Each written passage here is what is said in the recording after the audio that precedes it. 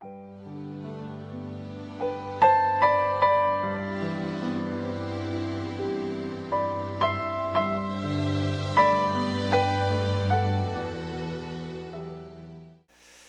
지금 바울의 2차 전도 여행 여정을 따라서 말씀을 나누고 있습니다. 지난주에는 데살로니가와 베레아 이야기를 했고, 이번 주에는 아덴에서의 사역을 이야기하고자 합니다. 아덴은 오늘날의 아테네를 의미하죠. 아테네에서 바울이 사역한 이야기. 아테네는 철학의 도시입니다. 특별히 그 당시에 유명했던 스토아 학파, 또 에피쿠로스 학파, 이런 철학의 굵직한 이 학파들이 중심을 잡았던 그런 도시입니다. 바울이 이제 거기서 예수님의 부활과 예수님의 복음을 전하는데, 아테네 사람들은 바울의 이야기를 철학적인 관심으로만 들었다고 그랬습니다. 그것을 마음을 열고 신에 대한 복음으로 받아들이지 않고 철학적인 이야기로 이렇게 얘기를 들었습니다. 21절을 보면 아테네 사람들은 이 최신 새로운 철학을 말하고 듣는 것 외에는 달리 시간을 쓰지 않았다, 이렇게 말을 합니다. 바울이 말하는데 되게 내용이 신선하거든요. 야, 난 저런 얘기 처음 들어본다. 그러니까 바울을 아레오바고라는 것으로 초청을 해서 토론을 위한 기회를 줍니다. 당신 한번 다시 좀 더 얘기해 보십시오, 이렇게 말을 하는데, 이 기회에 바울은 에피쿠로스 학파와 스토아 학파, 당신들이 가지고 있는 신에 대한 생각들이 얼마나 잘못된 것인지를 하나하나 이야기를 하고, 참된 하나님은 어떠한 분인가, 이 얘기를 바울이 합니다. 오늘은 그 이야기를 하고자 하는데, 먼저 에피쿠로스 학파, 이들이 가지고 있는 신에 대한 오해가 무엇인가 좀 이야기를 하고자 합니다. 여러분 벌써 무슨 학파 하고 철학하니까 벌써 머리가 아프시죠? 저도 머리가 아픈데 가만히 들어보시면 쉽습니다. 한번 들어보시길 바랍니다. 에피쿠로스 학파, 이 사람들이 가지고 있는 신에 대한 오해가 뭐냐 하면, 그들은 신은 세상에서 멀리 떨어져서 우리와 상관하지 않는 존재라고 생각했습니다. 신은 저 멀리 떨어져서 이 세상의 모든 일로부터 초연하여서 그냥 세상 만사 복잡한 일에 얽매이지 않고, 신이야말로 어떤 근심도 걱정도 없이 마음의 평정심을 누리면서 행복하고 완전하게 행복하게 사는 존재가 신이다. 그 신을 그렇게 생각한 거죠. 그럼 인간에게 행복이란 뭔가? 신처럼 신을 모델 삼아서 우리도 유유자적 마음의 평정심을 잃지 않고 우리가 마음의 평안과 마음의 쾌락을 누리고 사는 것, 이게 인간에게 행복이다. 우리도 그렇게 삽시다 말하는 거예요. 그러니까 이 사람들은 늘 하는 말이 뭐냐? 마음의 평정심을 유지하십시오. 그래서 정신적인 쾌락을 누리고 사십시오. 에피쿠로스 학파를 쾌락주의자라고 하는데, 육신의 쾌락이 아니라 마음의 정신적인 쾌락, 정신적인 쾌락은 내 마음의 평정심을 유지하는 데서 온다. 그 사람 주장입니다. 이 사람들에 대한 유명한 예화가 있습니다. 어느 날 집주인이 노예를 이렇게 일하는 노예를 보다가 화가 났습니다. 이 노예는 에피쿠로스 학파를 따르는 사람이에요. 집주인이 화가 나서 노예의 팔을 붙들고 팔을 확 비틀었습니다. 그러니까 이 마음의 평정심을 중요하게 생각하는 노예가 이렇게 말을 합니다. 주인님, 마음의 평정심을 찾으시고 제 팔을 비틀지 마세요. 아파요. 더 비틀다가는 제 팔이 부러지겠습니다, 이렇게 말했어요.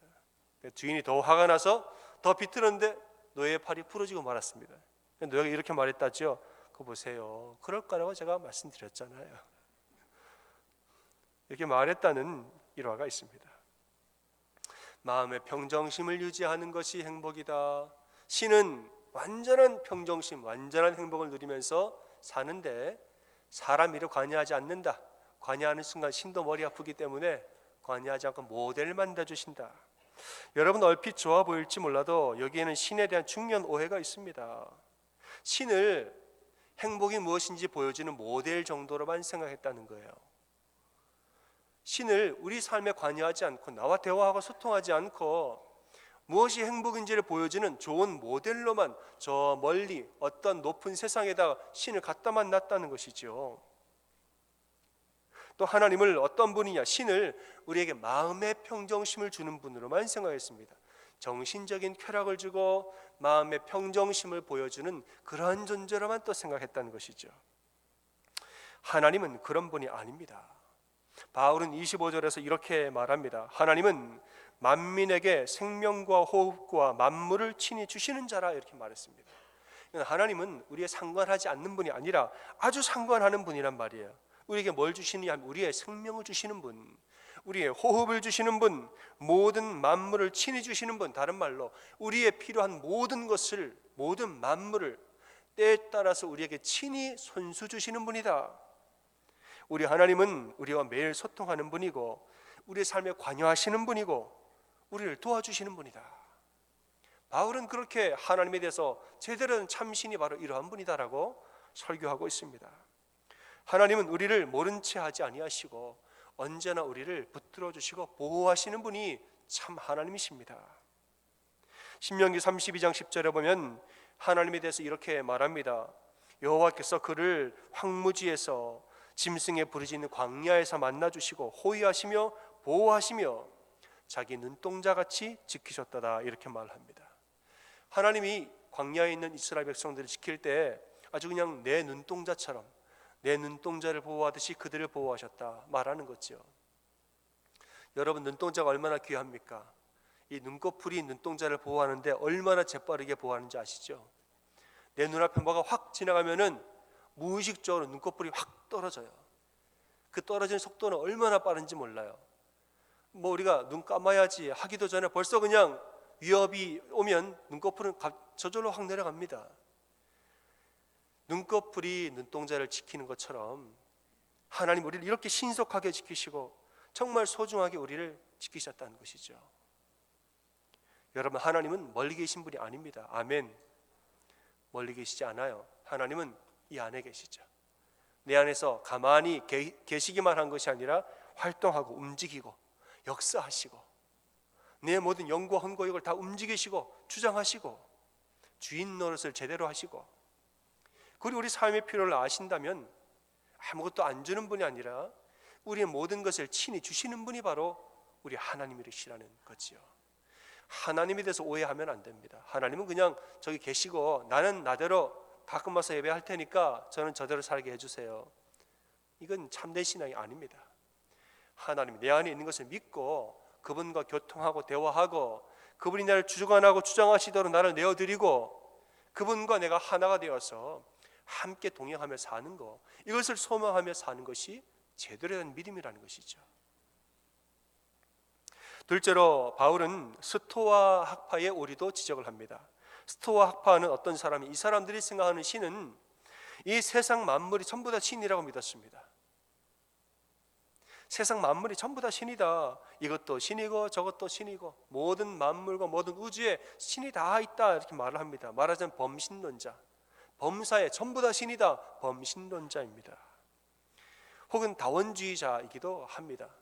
이것도 참된 신이고 저것도 참된 신이고 뭐 다 신이다 이렇게 말하죠. 그런데 여러분, 범신론자, 다원주의자, 이 사람들의 특징이자 한계가 있습니다. 뭐냐 하면 너희가 믿는 그 신 자체는 어떤 분이냐라고 물어보면 할 말이 없어요.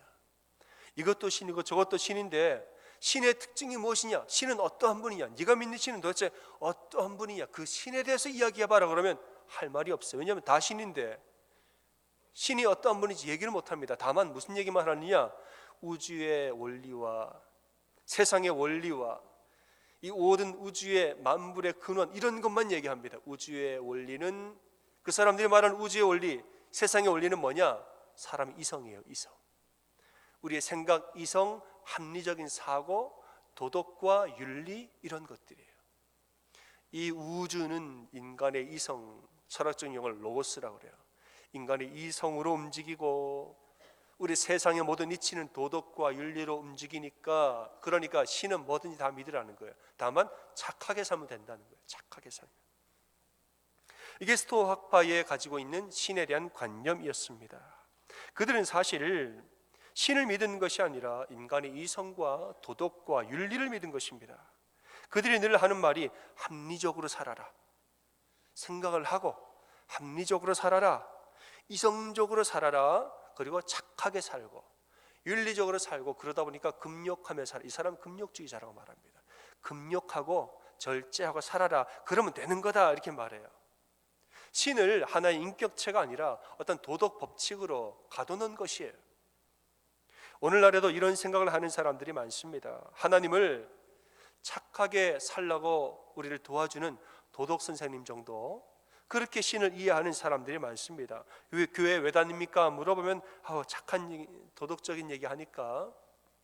교회에 다니는 이유가 도덕적으로 살기 위한 그런 삶에만 맞추어져 있고 그것을 못 벗어나는 거예요. 이 상태에서 조금만 더 뭐라고 이야기하느냐? 아니 다 착하게 살면 되지, 왜 꼭 하나님의 은혜로 산다고 말해야 되나? 아니 그냥 다 열심히 살면 되지, 왜 꼭 하나님이 도우셔서 열심히 산다고 말하나? 왜 거기다 하나님 자를 붙여야 되느냐? 인간이 이성으로 잘 살면 되지, 네가 다 판단하고 네 능력으로 살면 되지, 꼭 하나님 자를 붙여야 하느냐, 은혜 자를 붙여야 하느냐, 이렇게 얘기하고 더 나아가면 뭐라고 이야기하느냐? 다원주의자가 돼요. 예수를 믿든지 부처를 믿든지 착하게만 살면 뭐든지 다 믿어도 된다. 다원주의자가 되는 거예요. 여러분, 사람은 도덕으로만 사는 존재가 아닙니다. 사람은 영적인 존재임을 믿으시길 바랍니다. 사람은 영적인 존재예요. 인간의 출발부터 이러합니다. 아담과 하와가 원죄를 지었을 때 이것은 도덕적으로 죄일 뿐더러 더 나아가서 이건 영적인 죄, 영적인 타락인 것이에요. 아담과 하와가 왜 죄를 지었는가? 도덕적으로 하나님을 말 안 듣고 배신한 거, 도덕적으로 문제가 되겠죠. 그러나 그 전에 먼저 영적으로 흔들린 거예요. 사단의 마음, 사단의 이야기에 흔들리고 하나님과 같이 되고자, 하나님과 같은 존재로 되고자 하는 교만한 마음과 시기하는 마음이, 이 영이 흔들려 버린 것입니다. 그들의 죄는 도덕적인 죄가 아니라 영적인 타락이요 영적인 죄입니다. 사람은 도덕으로만 살 수 없습니다. 아무리 착하게 사는 사람도 영혼의 죄의 문제를 슬퍼하고, 아무리 잘 산 사람도 지금 이후에 사후의 세계에 대한 것에 두려움을 가지고 있습니다. 인간의 영이라는 것은 도덕이나 윤리보다 더 깊은 것입니다. 도덕은, 윤리는 이 세상의 질서일지 몰라도 영은 사람 그 자체입니다. 사람 그 자체, 영은 우리의 사람 그 자체라는 것이죠. 영이라는 말의 히브리어는 루아흐입니다. 루아흐. 루아흐는 뭐냐? 그 뜻이 호흡이란 뜻입니다. 그러니까 영은 뭐냐? 우리의 호흡과 같은 것이에요. 호흡은 우리의 생명이지요. 사람의 영은 인간의 생명 그 자체인 것입니다. 영은 우리의 모든 삶의 힘의 원천이 되는 것입니다. 내 영이 바로 서야 내 마음이 바로 서고, 내 영이 하나님 앞에 바로 서야 나 육신이 바로 서는 것입니다. 영은 우리 모든 삶의 힘의 근원과 같은 힘의 원천, 에너지의 원천 되는 것이에요. 우리의 생명 그 자체, 호흡 그 자체인 것입니다. 어떤 사람들은 착하게 살면 된다라고 말하는데, 죄인된 우리가 무슨 힘으로 착하게 살 수 있습니까? 그냥 착하게 살아라, 착하게 말만 하면 됩니까? 어떻게, 어떤 힘으로 우리는 착하게 사느냐 하면, 하나님 앞에 우리의 영이 바로 서서 이 영에서 나오는 강력한 선한 에너지와 힘과 하나님의 은혜로 말미암아, 성령의 은혜로 말미암아 우리는 도덕적으로 착하게 살 수 있는 것이에요. 순서가 바뀌어버리면 안 되는 것입니다. 이는 힘으로 되지 아니하며 능력으로 되지 아니하고 오직 나의 영으로 되느니라 말씀하셨습니다.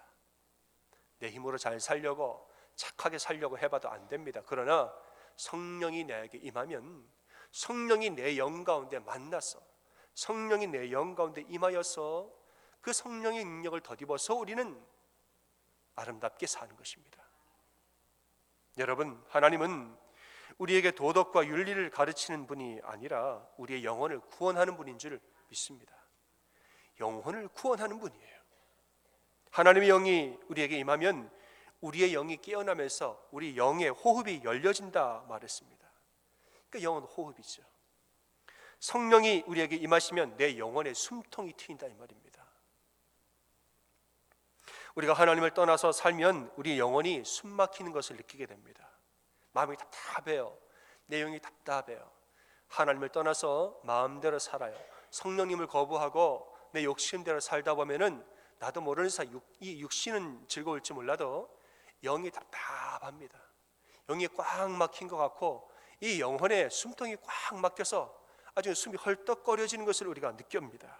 그러나 하나님 앞에 나와서 예배드리고 성령의 은혜가 우리의 심령 가운데 임하면 그 뜻에 우리 숨통이 팍 트여지는 것을 느낍니다. 성령이 나에게 임하면 내 심령이 시원하여지고 막혀진 것이 뚫어지고 답답하던 것이 전부 다 숨통이 트이는 것처럼 다 열려버릴 때가 있습니다. 이것이 하나님이 성령의 능력이고 우리가 영적인 존재라는 증거인 것입니다. 하나님은 영이시니 예배하는 자는 신령과 진정으로 예배하라 하셨습니다. 여러분, 하나님 안에서 여러분의 영혼을 하나님 앞에 올려드리고 영혼의 안식을 누리시길 바랍니다. 좀 옆에 분들에게 이렇게 한번 고백해 보겠습니다. 성령이 임하면 숨통이 트입니다. 이렇게 인사하시겠습니다. 성령이 임하면 숨통이 트입니다. 숨통이 트여요.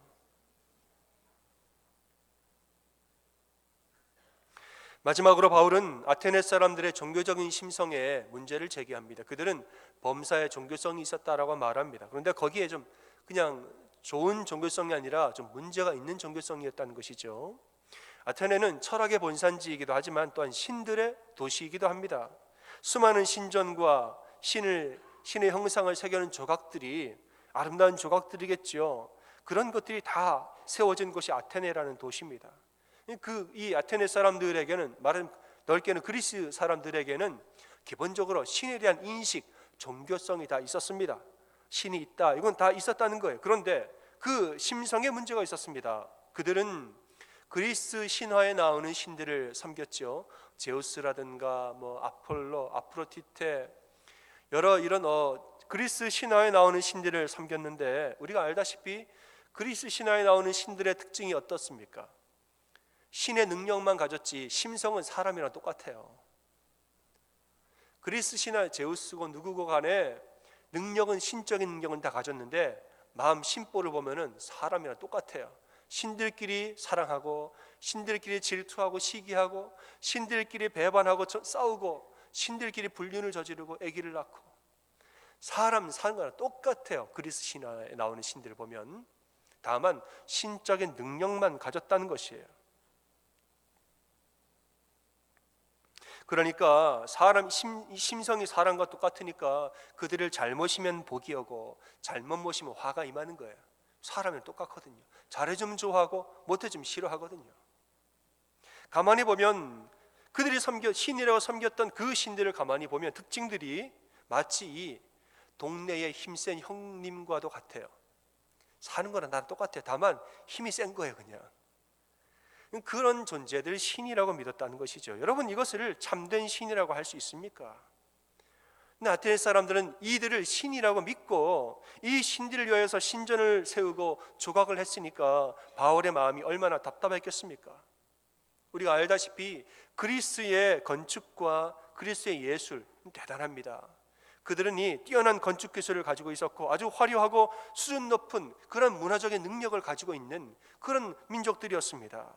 그런데 참된 신을, 참된 하나님을 모르니까 이 자기들이 가지고 있는 수많은 뛰어난 이 예술적인 능력들을 잡신을 섬기는 데 다 쏟아붓고 있었다는 것이지요. 바울이 아테네를 돌아다니는데 허망한 신들을 위해서 세운 신전들, 우상이 가득한 것을 보고 마음에 격분을 했다고 그랬습니다. 아이고, 저렇게 좋은 종교적인 심성과 저렇게 대단한 능력을 가지고 왜 엉뚱한 신들을 조각하고 왜 엉뚱한 신들을 섬기느라고 치장을 하고 금붙이를 갖다 붙일까? 바울이 마음의 격분이 일어나가지고 안타까워서 너무너무 마음이 아팠다는 것이죠. 여러분, 신을 섬기려면 참된 신을 섬기시길 바랍니다. 엉뚱한 신에게 에너지를 쏟지 마세요. 참된 신을 섬기시길 바랍니다. 예배하려면 참된 하나님을 예배하시기를 바랍니다. 모든 사람은 영적인 존재로 지어졌다. 이 말은 모든 사람은 필연적으로 무언가를 예배하는 존재로 지어졌다는 말입니다. 모든 사람은 무엇이든 간에 누구이든 간에 어떤 대상을 예배하도록 이렇게 디자인되어 있습니다. 사람들은 나면서부터 종교적인 심성을 가지고 태어납니다. 하나님이 모든 사람에게 희미하게나마 신에 대한 기억들을 다 우리에게 주셨습니다. 그게 바로 모든 사람이 가지고 있는 종교적인 심성입니다. 그 이유를 바울이 27절에서 이렇게 설명합니다. 사람으로 하나님을 혹 더듬어 발견하게 하려 합니다. 하나님을 혹 더듬어 찾아 발견케 하려 하심이라. 하나님 우리에게 종교적인 심성을 다 주셔서 처음에 하나님을 모르고 복음을 모르고 태어나지만 우리가 이 눈 감은 장님이라도 더듬어서 하나님을 찾아갈 수 있게끔 하나님에 대한 기억을 우리에게 다 주셨다는 것이죠. 그래서 사람들은 본능적으로 내가 무엇을 예배할지 예배의 대상을 더듬어서 찾아가는 성향이 있습니다. 어떤 사람은 나는 무신론자입니다 말하잖아요. 아무 신도 안 믿습니다. 저는 무신론자입니다 라고 말하지만 무신론자라고 주장하는 사람들이 등산을 할 때 등산길 옆에다가 돌을 쌓아놓고 손을 합장하고 갑니다. 무신론자라고 하는 사람들이 관광지에 가면 연못에다가 동전을 던지고 소원을 빌고 갑니다. 여러분, 무신론자 없습니다. 세상에는 인간은 영적인 존재요, 무엇이든 예배하는 존재로 만들어졌기 때문에 그들은 하나님을 예배하지 않을 뿐이지 그들은 다른 뭔가를 예배하고 있는 거예요. 지금 어떤 사람은 스포츠를 예배해요. 월드컵 하면은 그냥 스포츠 그거를 예배합니다. 운동을 예배합니다. 어떤 사람은 돈을 예배하고 과학과 이성을 예배하고 자기 자신을 예배합니다. 무신론자는 없는 것입니다. 문제는 뭐냐 하면 사람들이 더듬어서 예배 대상을 찾아가다 보니까 엉뚱한 것을 예배한다는 거예요. 엉뚱한 것을. 그리고 더 큰 문제는 사람은 본인이 예배하는 대상을 닮아간다는 것입니다. 내가 무엇을 예배하든지 간에 그 예배하는 대상을 우리는 닮아가게 되어 있습니다. 돈을 예배하는 사람은 돈을 닮아갑니다. 물질을 예배하는 사람은 뭐든 간에 물질을 합니다. 명예와 권력을 예배하는 사람, 이것이 신인 줄 알고 온 생애를 명예와 권력을 위하여서 다 바치고 올려드리는 사람은 그렇게 변해갑니다. 인생의 쾌락을 떠받들고 사는 사람 어떻게 변해가겠습니까? 아테네 사람들은 그리스 신화에 나오는 신들을 예배하였습니다. 그들은 인간처럼 질투하고 전쟁하고 인간처럼 쾌락과 육체를 탐닉하는 그런 신들이었습니다. 그래서 그리스 문화는 지극히 인간적이고 관능적입니다. 최고의 기술로 만든 조각들은 육체의 아름다움에 집중했고 신전에서는 남녀가 성관계를 통하여서 신을 예배하였다 이렇게 말을 합니다. 이러한 신을 예배하니까 그리스 헬라 문화권 사람들이 성적으로 매우 타락을 했다는 것이에요. 본인이 예배하는 그 대상을 따라가게 되어 있는 것입니다. 여러분, 그리스 문화가 예술적인 가치는 높으나 결코 예배의 대상이 될 수는 없는 것입니다. 사랑하는 여러분, 하나님을 예배하고 하나님을 닮아가시길 바랍니다. 바울은 그들에게 참된 하나님이 어떠한 분인지 전하고 있습니다. 25절에 이렇게 말합니다. 하나님은 만민에게 생명과 호흡을 주시는 분이다. 말하자면 하나님은 변덕 부리는 사람 같은 분이 아니라는 거예요. 하나님 우리에게 생명을 주시는 분, 창조주 하나님이에요. 우리에게 호흡을 주시는 분, 우리를 살도록 도와주시는 분이지 변덕을 부리고 못해지면 화내고 이런 분이 아니라는 말이죠. 28절입니다. 우리가 그를 힘입어 살며 기도하며 있느니라. 우리는 하나님을 힘입어서 살고 하나님의 능력을 힘입어서 기도하는 움직인다는 거예요. 우리가 움직이며 산다는 것입니다. 하나님은 우리를 위로하사 이 힘든 세상을 살아가게 하시고 하나님 우리에게 능력을 주사 우리로 말미암아 기동하고 움직이게 하신다는 것입니다. 29절에 말합니다. 우리는 신의 소생이 되었은즉 신을 금이나 음이나 돌에다가 사람의 기술과 고안으로 새긴 것들과 같이 여길 것이 아니니라. 이 그리스 아테네 사람들은 신을 그냥 금이나 을이나 돌로 얼마나 치장을 하는지 온갖 기술로 고안하고 그 뛰어난 문화적인 능력을 다 쏟아부어서 신의 형상을 만듭니다. 하지만은 왜냐하면 신은 떠받들어야 되는 대상이니까. 그러나 신은 그런 떠받들 대상, 우리와 상관없는 그런 존재가 아니라 신은 우리 아버지라고 그랬어요. 아버지. 우리는 그의 소생이 되었은즉, 말하자면 우리는 그분의 아들이란 말이에요. 하나님과 우리 사이는 아버지와 아들 관계, 아버지와 딸의 관계이기 때문에 그렇게 막 치장을 하고 화려함으로 해야만 예배되는 것이 아니라고 말하는 것입니다. 하나님은 겉모습의 화려함으로 예배할 뿐이 아니라 우리의 친밀한 사귐으로 예배하는 분입니다. 그분과 내가 마음을 통하고 소박하여도 전심으로 그분을 사랑하고 내 삶에서 그분과 함께 동행하기를 사모하고 진심으로 그분을 바라고 즐거워하고 그분과 동행하기를 소원하고 마음과 마음을 통하여서 진심으로 예배하는 그분이 바로 하나님이다, 이렇게 말했습니다. 두려워서 무서워서 달래드려야 할 뿐이 아니라 우리를 사랑으로 품어주시는 우리 아버지와 같은, 어머니와 같은 분이다. 그래서 우리를 아끼고 사랑하여서 바른 길로, 선한 길로 인도해 주시는 참된 아버지가 바로 하나님이다 그랬습니다. 모세가 십계명을 받으러 시내산에 올라갈 때 하나님은 자기 자신에 대하여서 이렇게 소개를 합니다. 출애굽기 34장 6절에 여호와로라 여호와로라, 자비롭고 은혜롭고 노하기를 더디하고 인자와 진실이 많은 하나님이로라. 본인을 그렇게 소개합니다. 나는 자비로운 자다, 나는 은혜로운 자고 노하기를 더디하고 인자하고 진실한 하나님이다. 이런 하나님을 예배하는 자들은 자비롭게 변하고, 이런 하나님을 사랑하고 예배하는 사람은 은혜로운 자로 변하고 노하기를 더디하고 인자하고 진실한 자로 변해가는 줄 믿습니다. 그게 하나님을 제대로 예배하는 거예요.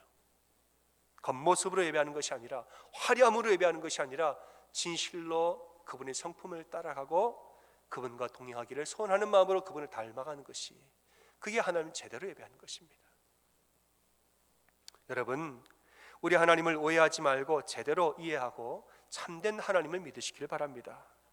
그래야 우리의 신앙이 바로 서고 우리의 삶에, 전반적인 우리 삶의 균형이 맞춰지는 것입니다. 하나님을 오해하면 우리 신앙의 삶의 균형이 망가집니다. 이건 잘하는데 저건 못해요. 이것만 열심히 하고 저거는 소홀히 합니다. 균형이 깨진 거죠. 하나님을 올바로 이해하면 신앙이 바로 서고 삶의 균형이 맞춰집니다. 하나님은 멀리 떨어져 계신 분이 아니라 내 안에서 친밀하게 역사하시는 분입니다. 그러니까 여러분, 하나님과 친밀하게 교제하시고 친밀하게 대화하고 기도하시길 바랍니다. 또 하나님은 도덕 선생님이 아니라 우리의 영혼을 구원해 주시는 분입니다. 우리의 막혀있는 이 영혼을, 이 우리 심령의 숨통을 트이게 하시는 분이 성령의 은혜인 것입니다. 성령이 우리에게 임하시면 우리 막혀있던 영혼의 숨통이 트이는 줄 믿습니다. 그러니까 여러분, 성령을 사모하십시오. 착하게 사는 것을 넘어서서 영혼의 구원까지 사모하시고, 더 나아가서는 성령의 은혜로 말미암아 내 영혼의 숨통이 트여지기를 사모하고 기도하시길 바랍니다. 그리고 하나님은 사람처럼 변덕을 부리는 분이 아닙니다. 하나님은 왔다 갔다 빈말하는 분이 아니라 자비롭고 은혜롭고 노하기를 더디하고 인자와 진실함이 많은 분입니다. 하나님의 이런 성품 안에서 여러분 평안을 누려보시길 바랍니다. 그리고 하나님의 성품을 닮아가시길 바랍니다. 여러분, 이 말씀을 기억하면서 이 한 주간도 하나님과 동행하며 하나님을 예배하고 하나님을 닮아가는 여러분 되시기를 주님의 이름으로 축원합니다.